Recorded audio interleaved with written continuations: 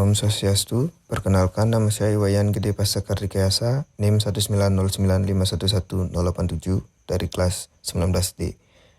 Di sini saya akan menjelaskan mengenai bab 11 mengenai gizi masyarakat. Di mana yang pertama yaitu gizi dan fungsinya. Dalam kehidupan sehari-hari orang tidak terlepas dari makanan karena makanan adalah salah satu persyaratan pokok untuk hidup. Ada 4 fungsi pokok makanan bagi kehidupan manusia. Yang pertama adalah memelihara proses tubuh dalam pertumbuhan, memperoleh energi guna melakukan kegiatan, mengatur metabolisme, dan berperan dalam mekanisme pertahanan tubuh terhadap berbagai macam penyakit. Dalam mencapai kesehatan yang optimal diperlukan makanan bukan sekedar makanan, tetapi makanan yang mengandung gizi atau zat-zat gizi. Zat-zat makanan yang diperlukan untuk menjaga dan meningkatkan kesehatan ini dikelompokkan menjadi 5 macam, yaitu protein, lemak, karbohidrat, vitamin, dan mineral. Berikut merupakan fungsi-fungsi dari zat-zat tersebut. Protein, untuk yang pertama itu adalah protein, di mana protein diperoleh dari makanan yang berasal dari tumbuhan, yang memiliki fungsi untuk membangun sel-sel yang rusak, membentuk zat pengatur seperti enzim dan hormon, dan membentuk zat inti energi.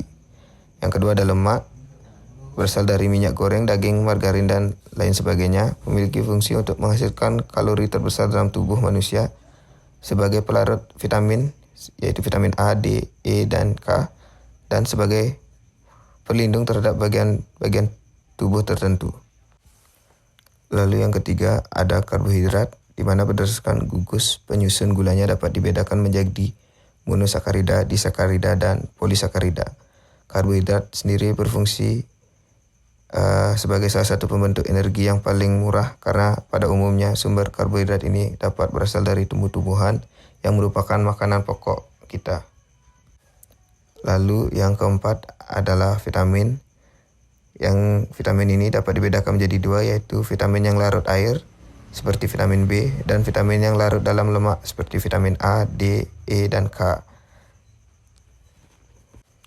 Lalu untuk yang terakhir ada mineral, di mana terdiri atas zat kapur, zat besi, zat fluor, natrium, klorid, kalium, dan iodium, di mana secara umum fungsi mineral adalah sebagai bagian dari zat yang aktif dalam metabolisme atau sebagai bagian penting dari struktur sel dan jaringan. Selanjutnya kita beralih ke gizi klinis dan gizi masyarakat. Dilihat dari segi sifatnya, ilmu gizi ini dapat dibedakan menjadi 2, yaitu ilmu gizi yang berkaitan dengan kesehatan perorangan dan ilmu gizi yang berkaitan dengan kesehatan masyarakat yang disebut ilmu gizi kesehatan masyarakat atau Public Health Nutrition. Kedua sifat keilmuan ini akhirnya masing-masing berkembang menjadi cabang ilmu sendiri, yakni cabang ilmu gizi kesehatan perorangan atau disebut gizi klinik atau clinical nutrition, dan cabang ilmu gizi kesehatan masyarakat atau gizi masyarakat atau community nutrition. Kedua cabang ilmu gizi ini dibedakan berdasarkan hakikat masalahnya. Gizi klinik berkaitan dengan masalah gizi pada individu yang sedang menderita gangguan kesehatan akibat kekurangan atau kelebihan gizi.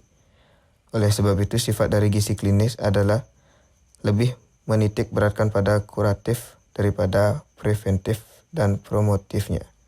Di lain pihak, gizi masyarakat berkaitan dengan gangguan gizi pada kelompok masyarakat. Karena itu, sifat dari gizi masyarakat lebih ditekankan pada pencegahan atau prevensi dan peningkatan atau promosi. Untuk selanjutnya, kita beralih ke penyakit gizi. Konsumsi gizi makanan pada seseorang dapat menentukan tercapainya tingkat kesehatan atau sering disebut status gizi. Apabila tubuh berada pada tingkat kesehatan gizi optimum, di mana jaringan jenuh oleh semua zat gizi, maka itu disebut sebagai gizi optimum. Dalam kondisi demikian, tubuh terbebas dari penyakit dan mempunyai daya tahan yang setinggi-tingginya. Apabila konsumsi gizi makanan pada seseorang tidak seimbang dengan kebutuhan tubuh, maka akan terjadi kesalahan gizi atau malnutrition. Malnutrium ini mencakup kelebihan nutrisi atau gizi, disebut gizi lebih atau overnutrium, dan kekurangan gizi atau gizi kurang atau undernutrium. Penyakit atau gangguan kesehatan akibat kelebihan atau kekurangan gizi dan yang telah merupakan masalah kesehatan masyarakat, khususnya di Indonesia, di mana antara lain ada berbagai macam penyakit seperti yang pertama yaitu penyakit kurang kalorin dan protein atau KKP, di mana penyakit ini terjadi karena ketidakseimbangan antara konsumsi kalorin atau karbohidrat dan protein dengan kebutuhan akan energi, atau terjadinya defisiensi atau defisit energi dan protein. Pada umumnya penyakit ini terjadi pada anak balita karena pada umur tersebut anak mengalami pertumbuhan yang pesat.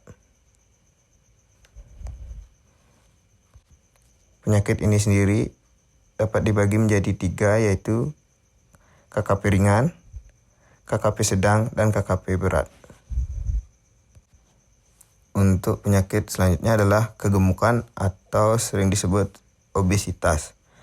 Penyakit ini terjadi akibat ketidakseimbangan antara konsumsi kalori dan kebutuhan akan energi, yakni konsumsi kalori terlalu berlebih jika dibandingkan dengan kebutuhan atau pemakaian energi. Kelebihan energi ini dalam tubuh disimpan dalam bentuk lemak. Pada keadaan normal, jaringan lemak ini ditimbun di tempat-tempat tertentu, diantaranya dalam jaringan subkutan dan dalam jaringan tirai usus. Seseorang dikatakan menderita obesitas bila berat badannya pada laki-laki melebihi 15% dan pada wanita melebihi 20% dari berat badan ideal menurut umumnya. Untuk penyakit selanjutnya ada anemia atau penyakit kurang darah. Penyakit ini terjadi karena konsumsi zat besi pada tubuh tidak seimbang atau kurang dari kebutuhan tubuh. Zat besi merupakan mikroelemen yang esensial bagi tubuh yang sangat diperlukan dalam pembentukan darah, yakni dalam pembentukan hemoglobin. Di samping itu, zat besi juga diperlukan oleh enzim sebagai penggiat. Zat besi lebih mudah diserap usus halus dan dalam bentuk ferro. Penyerapan ini mempunyai mekanisme autoregulasi yang diatur oleh kadar ferritin yang terdapat dalam sel mukosa usus. Untuk penyakit selanjutnya yaitu zepotalmia atau defisiensi vitamin A. Penyakit ini disebabkan karena kekurangan konsumsi vitamin A.